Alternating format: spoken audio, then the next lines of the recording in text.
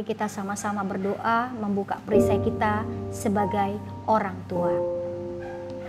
Ampuni kami ya Allah, bimbing kami mulai hari ini jadi orang tua betulan.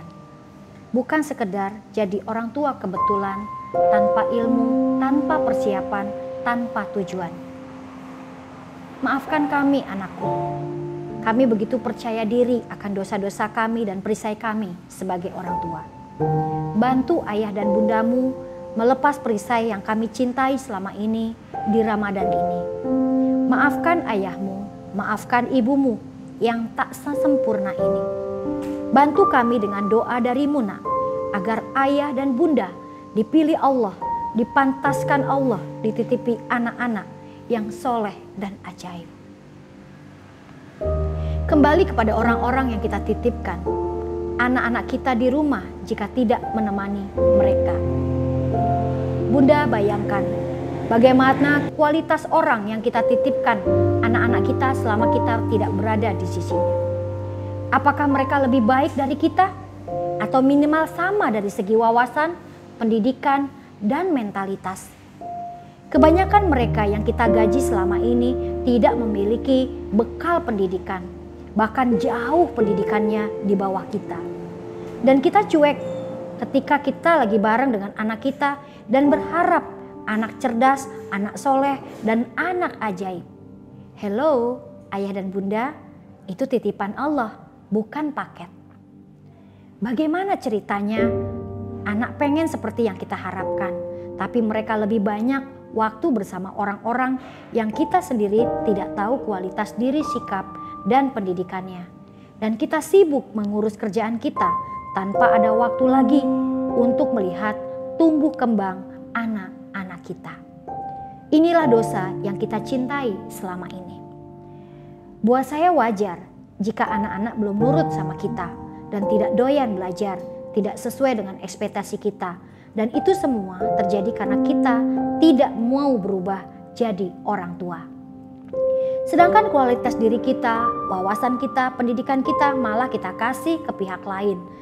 Yang sementara titipan Allah yang berupa harta karun yang kita begitu berharga, gak kita pelihara baik-baik, malah kita titipkan ke pihak lain. Dan yang bikin kita tambah dosa adalah orang yang kita titipkan anak kita harus bisa kerjain semua pekerjaan dan urusan rumah tangga sambil bersamaan mengurus anak kita belajar dan juga lain-lainnya. Kebayang gak sih kayak apa anak kita di rumah? Banyak waktunya ngapain coba kalau orang yang jagain anak kita pun sibuk ngurus pekerjaan rumahnya. Alhasil anak kita cuma nonton TV, main gadget, dan hal-hal yang lain yang tidak bisa kita kontrol. Mudah-mudahan kita bisa beres-beres dari perisai yang satu ini. Tidak salah Anda bekerja, tidak salah Anda sibuk berbisnis. Namun lihatlah kualitas anak-anak kita dengan siapa 5-10 orang terdekat anak-anak kita. Kalaupun harus terpaksa dititip anak kita ke orang tua, bukan untuk setiap hari, tapi sesekali sebagai pelepas rindu antara hubungan kakek dan nenek kepada cucunya. Kalaupun harus tetap bekerja di luar, pastikan Anda lebih baik bermitra dengan lembaga pendidikan yang punya kurikulum dan pembelajaran dan pengawasan serta profesional, dan anak-anak Anda berada di tempat yang nyaman. Memang biayanya lebih mahal daripada menyewa asisten rumah tangga yang kita belum tahu kualitas pendidikannya dan tata bahasanya. Lah, bukannya kita bekerja katanya buat anak, mestinya berikan yang terbaik untuk anak-anak kita. Waktu dengan anak kita singkat loh. Jangan sampai waktunya habis sama si teteh atau si mbak yang menjadi kadimat atau asisten rumah tangga di rumah kita. Saya pernah menyesal, pernah melakukan itu kepada anak saya yang pertama. Alhasil saat remaja, dia tidak terlalu dekat dan mudah untuk didekati orang tuanya. Akhirnya saya putuskan anak kedua untuk bersama saya. Si mbak atau si teteh mungkin SD-nya saja tidak lulus. Ya, lalu kita enak-enakan kerja di luar sebagai ibu yang kita berikan si mbaknya amanah kita yang terlalu besar, ya ini ngurus anak kita sekaligus seabrek kerjaan rumah tangga. Dan saat pulang kerja, saat kerjaan gak diberesin oleh si mbak, kita ngamuk dan marah.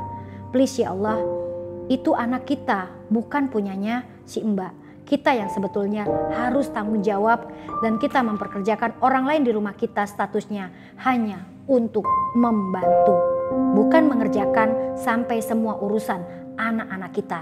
Dan jangan berharap Kadimat di rumah kita bisa menggantikan semua peran kita sebagai orang tua.